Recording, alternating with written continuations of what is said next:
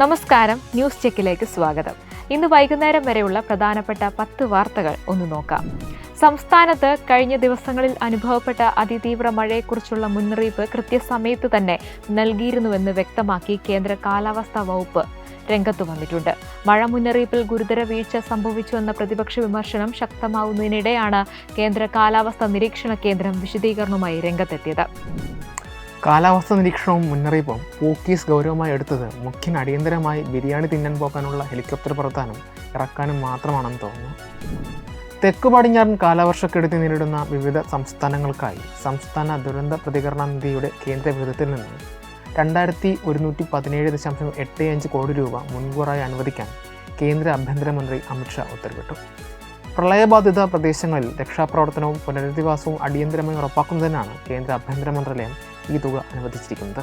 പ്രളയ സാഹചര്യം കേന്ദ്ര സർക്കാർ നിരന്തരം നിരീക്ഷിച്ചു വരികയാണെന്നും സംസ്ഥാനങ്ങൾക്ക് ആവശ്യമായ എല്ലാ സഹായങ്ങളും നൽകാൻ പ്രധാനമന്ത്രി നരേന്ദ്രമോദിയുടെ നേതൃത്വത്തിലുള്ള സർക്കാർ പ്രതിജ്ഞാബദ്ധമാണെന്നും മന്ത്രാലയം വ്യക്തമാക്കി.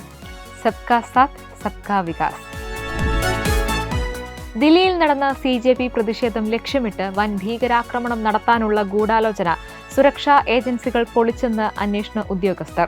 നിരോധിത ഭീകര സംഘടനയായ ജെയ്ഷെ മുഹമ്മദുമായി ബന്ധമുണ്ടെന്ന് സംശയിക്കുന്ന ഹമീം മണ്ഡലിനെ പശ്ചിമബംഗാൾ പോലീസിന്റെ സ്പെഷ്യൽ ടാസ്ക് ഫോഴ്സ് അറസ്റ്റ് ചെയ്തതോടെയാണ് ഞെട്ടിക്കുന്ന വിവരങ്ങൾ പുറത്തുവന്നത്. എവിടെ കാഫറിനെ കാച്ചാൻ ചാൻസ് കിട്ടിയാലും വിടരുത്. ജസ്റ്റ് ജിഹാദി തിങ്സ്. തിരുവനന്തപുരത്ത് എൻഫോഴ്സ്മെന്റ് ഡയറക്ടർ ഉദ്യോഗസ്ഥർക്ക് നേരെ നടന്ന ആക്രമണം പെട്ടെന്നുണ്ടായ പ്രകോപനത്തിന്റെ ഫലമല്ല എന്നും അന്വേഷണം തടസ്സപ്പെടുത്താൻ ലക്ഷ്യമിട്ട് നടത്തിയ കൃത്യമായ ഗൂഢാലോചനയുടെ ഭാഗമാണെന്നും ED ഹൈക്കോടതി. കേസിലെ പ്രതികളായ CPM പ്രവർത്തകരുടെ ജാമ്യ ഹർജികളെ എതിർത്തുകൊണ്ടാണ് ED നിലപാട് വ്യക്തമാക്കിയത്. ഭയപ്പെടുത്തി അന്വേഷണത്തിൽ നിന്ന് പിന്തിരിപ്പിക്കാനായിരുന്നു ആക്രമണത്തിലൂടെ ശ്രമിച്ചതെന്നും ഔദ്യോഗിക കൃത്യനിർവഹണം തടസ്സപ്പെടുത്തിയ സംഭവത്തെ ലഘുവായി കാണരുതെന്നും ED കോടതിയോട് ആവശ്യപ്പെട്ടു. 8 മണിക്കൂർ നീണ്ട പരിശോധനയ്ക്ക് ശേഷം മടങ്ങുകയായിരുന്ന ഉദ്യോഗസ്ഥരെ സമയമെടുത്ത് പദ്ധതിയിട്ട ശേഷമാണ് ആക്രമികൾ ലക്ഷ്യമിട്ടതെന്നും ED വ്യക്തമാക്കി. ഒരു തരത്തിലും ജീവിക്കാൻ സമ്മതിക്കുന്നില്ല ഫാഷിസ്റ്റ് മോദിയോട് ED എന്ന് സഖാക്കൾ പറയുന്നത് വെറുതെയാണോ? സംസ്ഥാനത്ത് കനത്ത മഴയും പ്രളയക്കെടുതിയും രൂക്ഷമായി തുടരുന്നതിനിടെ മുഖ്യമന്ത്രി VD സതീശൻ പൊന്നാനിയിൽ സ്വകാര്യ വിരുന്നിൽ പങ്കെടുത്ത സംഭവം വലിയ രാഷ്ട്രീയ വിവാദത്തിന് വഴിവെച്ചിരിക്കുകയാണ്. മുസ്ലിം യൂത്ത് ലീഗ് വൈസ് പ്രസിഡന്റ് ഫൈസൽ ബഫാക്കി തങ്ങളുടെ വസതിയിൽ നടന്ന ഉച്ചഭക്ഷണ വിരുന്നിൽ മുഖ്യമന്ത്രി പങ്കെടുത്തതിന്റെ ചിത്രങ്ങളും വീഡിയോയും സമൂഹ മാധ്യമങ്ങളിൽ പ്രചരിച്ചതോടെയാണ് VD സതീശനെതിരെ പ്രതിഷേധവും രൂക്ഷ വിമർശനവും ശക്തമായത്. നല്ല പഷ്ട് കോഴി ബിരിയാണി ആവി പറക്കുന്ന പരുവത്തിലിരിക്കുമ്പോഴാണ് ഒരു ബ്ലഡി പ്രളയം. കണ്ണൂരിൽ മുൻ ആരോഗ്യമന്ത്രി വീണ ജോർജിനെ KSU പ്രവർത്തകർ ആക്രമിച്ചെന്ന കേസിൽ തുടരന്വേഷണത്തിന് സർക്കാർ തീരുമാനിച്ചു. അന്വേഷണത്തിനായി SP റാങ്കിൽ കുറയാത്ത ഉയർന്ന ഉദ്യോഗസ്ഥനെ ചുമതലപ്പെടുത്താൻ ആഭ്യന്തരമന്ത്രി നിർദ്ദേശം നൽകി. ഇത് സംബന്ധിച്ച ഔദ്യോഗിക ഉത്തരവ് നാളെ പുറത്തിറങ്ങും.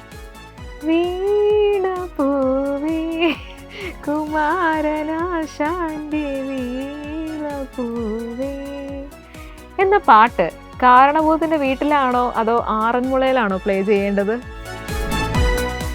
ആന്ധ്രാപ്രദേശിന്റെ വികസന ചരിത്രത്തിൽ പുതിയ അധ്യായം കുറിച്ച് പ്രധാനമന്ത്രി നരേന്ദ്രമോദി. വിജയനഗരം ജില്ലയിലെ ഭോഗപുരത്ത് അത്യാധുനിക സൗകര്യങ്ങളോടെ നിർമ്മിച്ച അല്ലൂരി സീതാരാമ രാജു അന്താരാഷ്ട്ര വിമാനത്താവളം രാജ്യത്തിന് സമർപ്പിച്ചതിനൊപ്പം ഏകദേശം 17,900 കോടി രൂപയുടെ വമ്പൻ വികസന പദ്ധതികൾക്കും പ്രധാനമന്ത്രി തുടക്കമിട്ടു. സംസ്ഥാനത്തിന്റെ കണക്ടിവിറ്റിയും വ്യാവസായിക സാമ്പത്തിക വളർച്ചയും പുതിയ ഉയരങ്ങളിലേക്ക് എത്തിക്കുമെന്ന് വിലയിരുത്തപ്പെടുന്ന പദ്ധതികളാണ് ഇവ. മോദി ഇങ്ങനെ വികസന പദ്ധതികളുമായി ഭാരതം ചുറ്റുന്നത് തൻ്റെ കണ്ണിൽ നോക്കാനുള്ള ഭയം കൊണ്ടാണെന്ന് പറഞ്ഞു. പ്രധാനമന്ത്രി നരേന്ദ്രമോദിക്കെതിരെ സമീപകാലത്ത് ഉയരുന്ന വ്യക്തിപരമായ അധിക്ഷേപങ്ങളിലും വിമർശനങ്ങളിലും രൂക്ഷമായ പ്രതികരണവുമായി ആന്ധ്രാപ്രദേശ് ഉപമുഖ്യമന്ത്രിയും ജനസേന പാർട്ടി അധ്യക്ഷനുമായ പവൻ കല്യാൺ. ഭോഗാപുരം അല്ലൂരി സീതാരാമ രാജു അന്താരാഷ്ട്ര വിമാനത്താവളത്തിൻ്റെ ഉദ്ഘാടന ചടങ്ങിൽ സംസാരിക്കവെയാണ് പ്രധാനമന്ത്രിയെ പിന്തുണച്ച് പവൻ കല്യാൺ രംഗത്തെത്തിയത്. നഗരത്തിൽ നടന്ന പ്രതിഷേധങ്ങൾക്കിടെ പ്രധാനമന്ത്രിക്കെതിരെ ഉയർന്ന പ്രയോഗങ്ങളും കടന്നാക്രമണങ്ങളും തനിക്ക് വലിയ മാനസിക വേദനയുണ്ടാക്കിയെന്ന് അദ്ദേഹം വ്യക്തമാക്കി. രാജ്യം മുഴുവൻ വികസന വഴിയിലൂടെ നയിക്കുന്ന ഒരു നേതാവിനെതിരെ ഇത്തരത്തിലുള്ള വാക്കുകൾ ഉപയോഗിക്കുന്നത് കാണുമ്പോൾ കണ്ണു നിറഞ്ഞു പോകുന്നുവെന്നും അദ്ദേഹം വികാരാധീനനായി പറഞ്ഞു. അടി ചെയ്യും ഉപകാരം അണ്ണൻ തമ്പി ചെയ്യില്ല എന്ന് പുള്ളിക്കറിയാം. തിരുവനന്തപുരം നഗരത്തിന്റെ വികസനത്തിന് അന്താരാഷ്ട്ര സഹകരണവും പുതിയ ആശയങ്ങളും നിക്ഷേപ സാധ്യതകളും തേടി മേയർ വി രാജേഷ് 8 ദിവസത്തെ ഔദ്യോഗിക സന്ദർശനത്തിനായി അമേരിക്കയിലേക്ക് തിരിച്ചു. നഗരഭരണം, സുസ്ഥിര വികസനം, ആരോഗ്യരംഗം, പ്രവാസി സഹകരണം തുടങ്ങി വിവിധ മേഖലകളിൽ നിർണായക ചർച്ചകളാണ് സന്ദർശനത്തിന്റെ ഭാഗമായി നടക്കുക. ആ ഗ്യാപ്പിൽ ശബരിനാഥും ദീപക്കും ആന്തൂറിയവും അവലോസുണ്ടയും തമ്മിൽ കൈമാറി തിരുവനന്തപുരത്ത് BJP അട്ടിമറിക്കുന്നുണ്ടോ? പഞ്ചാബ് കോൺഗ്രസിലെ ആഭ്യന്തര ഭിന്നത വീണ്ടും മറന്നേക്ക് പുറത്തേക്ക്. മുൻ മുഖ്യമന്ത്രിയും ജലന്ധർ MP-യുമായ ചരൺജിത് സിംഗ് ചന്നി പാർട്ടിയിൽ നിന്നും സസ്പെൻഡ് ചെയ്യപ്പെട്ട മുൻ MLA മദൻലാൽ ജലാൽപൂരിൻ്റെ വസതി സന്ദർശിച്ചു. പാർട്ടി സംസ്ഥാന അധ്യക്ഷൻ അമരീന്ദർ സിംഗ് രാജ വാറിംഗുമായുള്ള തർക്കങ്ങൾ രൂക്ഷമായ പശ്ചാത്തലത്തിലാണ് ചന്നിയുടെ ഈ നിർണായക നീക്കം. കോൺഗ്രസ് മുക്ത ഭാരതത്തിലേക്കുള്ള ദൂരം കുറയ്ക്കാൻ പപ്പു ആൻഡ് ഗ്യാങ് രാപ്പകലില്ലാതെ കഷ്ടപ്പെടുന്നുവെന്ന് ഉറപ്പായി. ഇതോടെ ന്യൂസ് ചെക്ക് അവസാനിക്കുന്നു. നിങ്ങളുടെ അഭിപ്രായങ്ങൾ കമന്റിലൂടെ അറിയിക്കുക. വീഡിയോ ഇഷ്ടമായ ലൈക്ക് ചെയ്യുക, ഷെയർ ചെയ്യുക. കൂടുതൽ വാർത്തകൾക്കായി നമ്മൾ സബ്സ്ക്രൈബ് ചെയ്യുക. നന്ദി.